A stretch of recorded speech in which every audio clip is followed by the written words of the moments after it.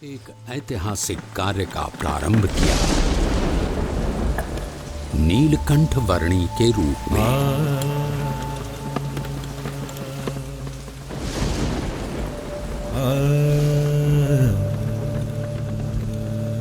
इस संसार के सारे बंधनों को त्याग कर अनंत जीवों के कल्याण के द्वार खोलने के लिए नीलकंठ वर्णी चल पड़े एक अद्वितीय कल्याण यात्रा पर।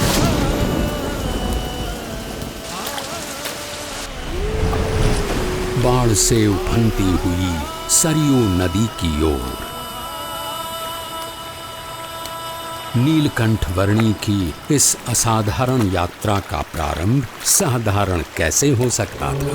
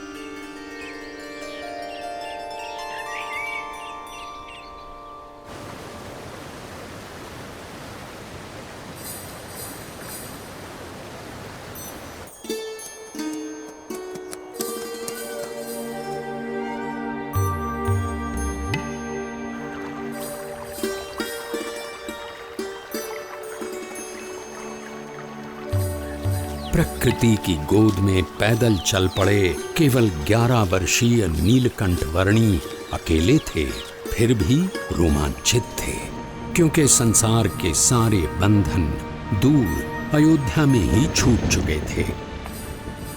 जैसे जल की बूंदें जल में ही मिलकर रह जाती हैं, वैसे ही वे मुमुक्षुओं के बीच रहना चाहते थे।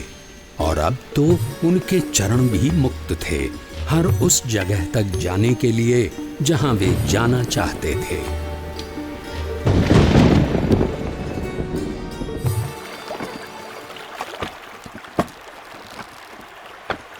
अमरपुर गांव की धरती पर सूर्योदय तो हर रोज की तरह हुआ था, पर आज वहां के लोगों को कुछ अधिक प्रकाश मिला। एक बाल योगी की कांति का प्रकाश।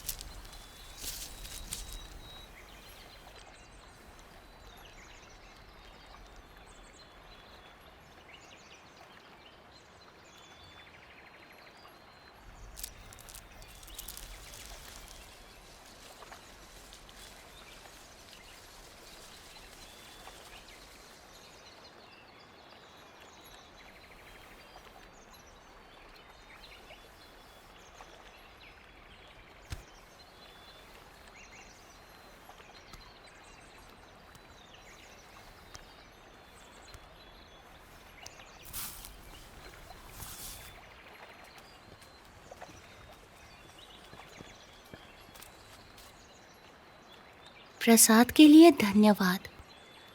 अब मुझे आगे जाने की अनुमति दीजिए। बालयोगी, अगर आप लंबी यात्रा करके आए हैं तो आज के दिन यहीं रुककर विश्राम करके जाइए। अभी तो मेरी यात्रा आरंभ हुई है और मुझे बहुत लंबी दूरी तय करनी है। जैसा आप उचित समझे।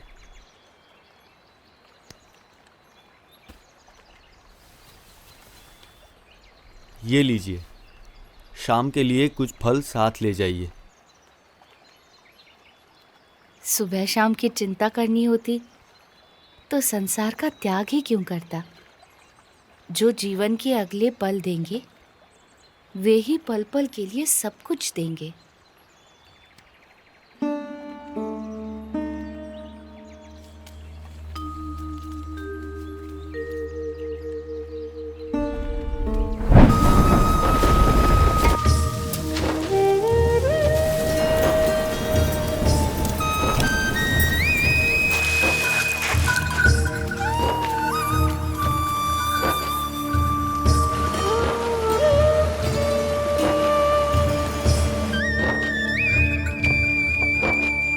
यहाँ के लोधेश्वर महादेव मंदिर का निर्माण महाभारत काल में राजा युधिष्ठिर ने करवाया था, ऐसा माना जाता है। महादेव जी का यहाँ सदैव निवास है।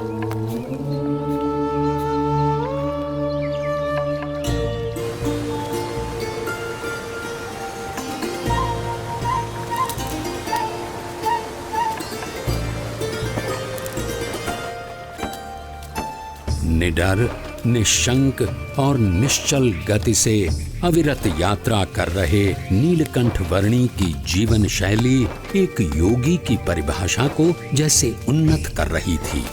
जो कुछ भी भोजन मिले उससे निर्वाह कर लेना उनकी आदत बन चुकी थी।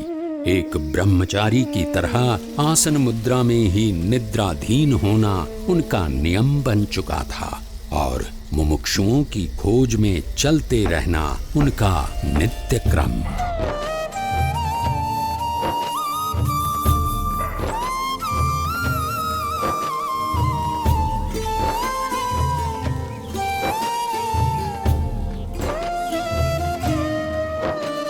नैमिषारण्य की धरती पर जब नीलकंठ वर्णी का आगमन हुआ तब उनकी भेंट वहां वर्षों से योग साधना कर रहे मुनिगण से हुई।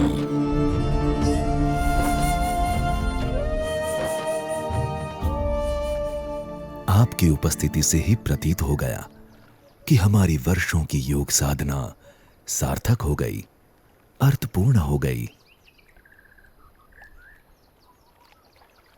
योग साधना की अर्थपूर्णता तब होती है जब योगी ब्राह्मी स्थिति को प्राप्त कर प्रत्यक्ष परब्रह्म में जुड़ जाए, ऐसा भगवद गीता में कहा गया है। ऐसी ब्राह्मी स्थिति के लिए कठिन से कठिन योग साधना करने के लिए हम तैयार हैं। उसके लिए सर्वप्रथम अपनी आत्मा, ब्रह्म और परब्रह्म के स्वरूपों की भिन्नता को यथार्थ रूप में समझना आवश्यक है। हमने इतनी साधना की किंतु आज तक ऐसा कुछ तो सुना ही नहीं।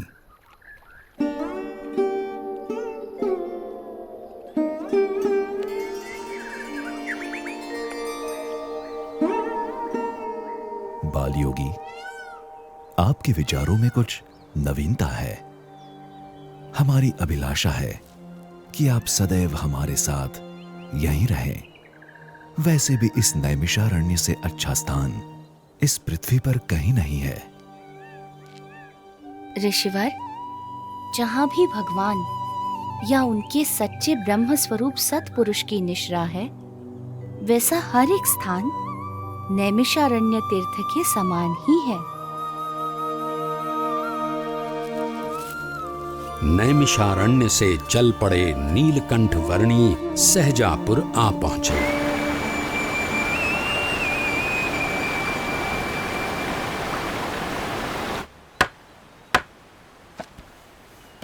अरे देखो वो कौन कूद रहा है।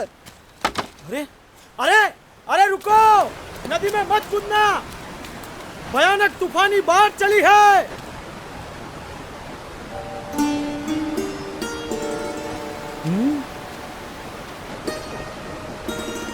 अरे कूदे तो मर जाओगे, वापस आओ, रुक जाओ, ठहरो, मर जाओगे। कहाँ गया? लगता है पानी के भंवरों ने उसे खींच लिया, डुबो दिया। इतनी भयानक बाढ़, उसका जीवित रहना असंभव। मर गया बेचारा। कहाँ गया वो बच्चा? कहीं नजर नहीं आ रहा। राम राम। मर गया बेचारा।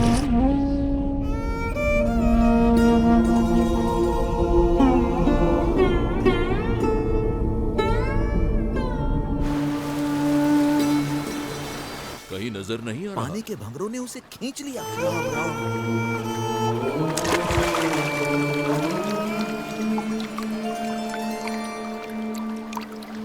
भयानक बाढ़ में उसका जीवित रहना असंभव है। बेचारा। अरे पता नहीं कौन होगा ये वो। कैसे बच गया?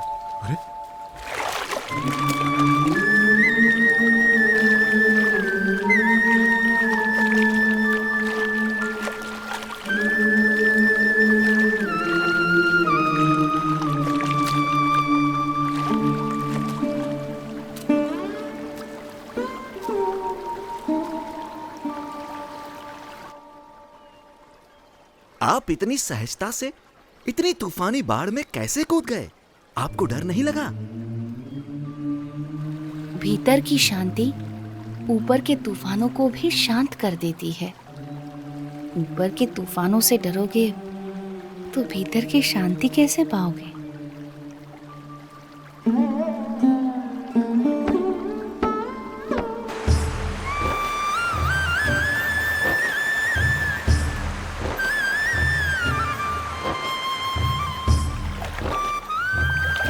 नीलकंठ वर्णी के निरंतर अथक रूप से चलते चरण उन्हें जहां भी ले जाते थे वहां कोई न कोई किसी न किसी रूप में उनसे जुड़ जाता था। बरेली गांव में भी कुछ ऐसा ही हुआ। अरे पिछले साल तो इतनी बाढ़ आई थी कि गांव के सारे घरों में पानी घुस गया था।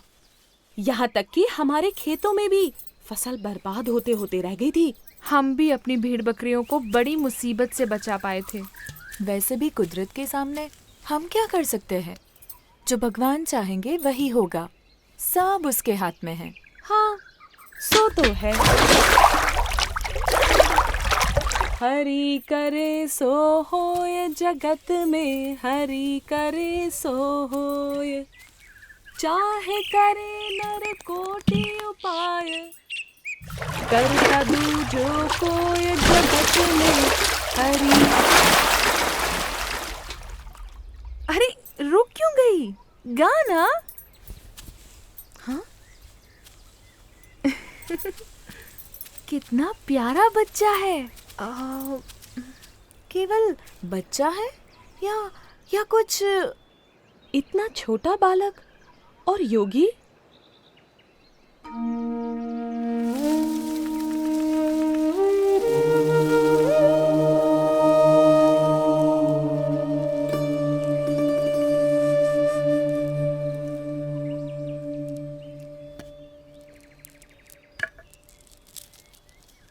बेटा, तुम कौन हो?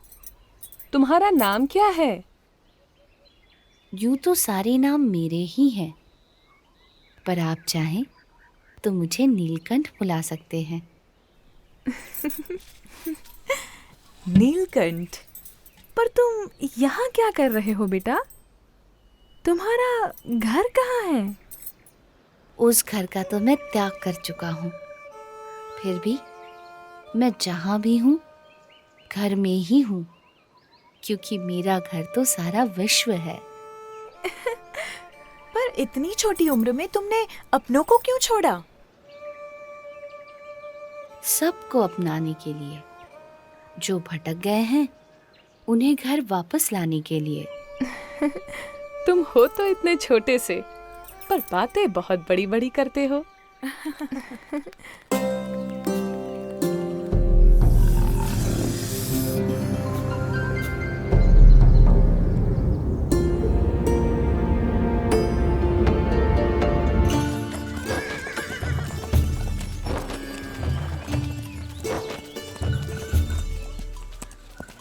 भैया, यहाँ आसपास में कोई जगह है जहाँ नारद जी ने तपश्चर्या की थी?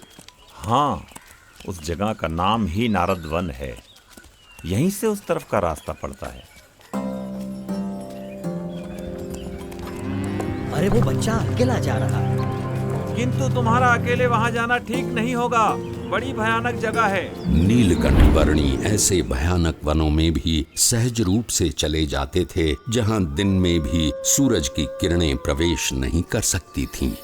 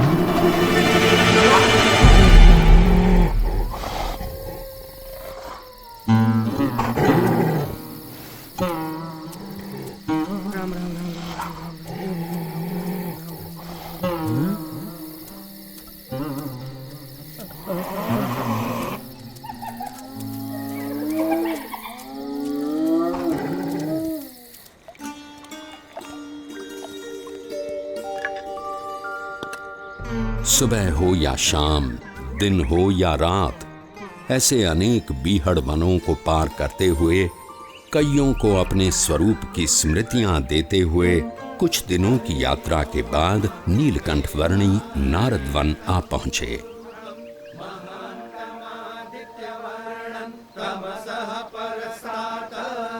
तमेव विदित्वाति मृत्युमेति नान्यः पन्था विद्यते पुरुष एवेदगुं।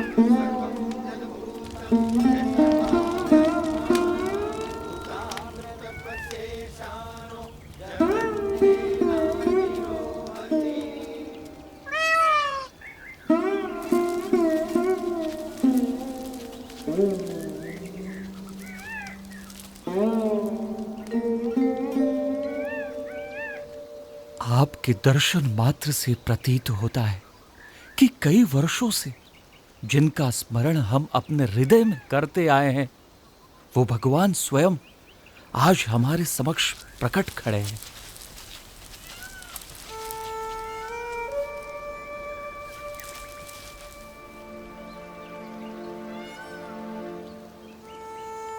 आप सबने परमात्मा की प्राप्ति का जो मार्ग चुना है, उसी में मनुष्य जीवन की सार्थकता है।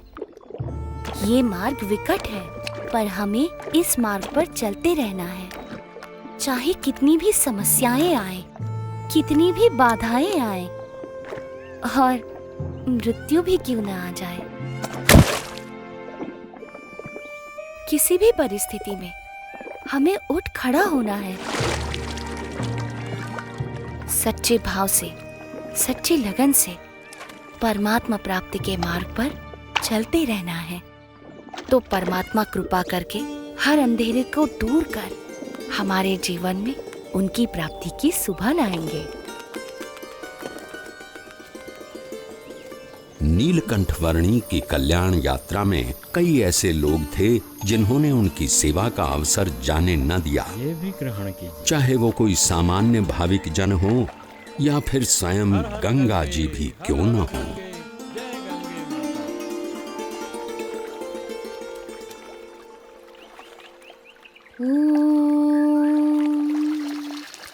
भूर्भुवः स्वः तत्सवितुर्वरेण्यं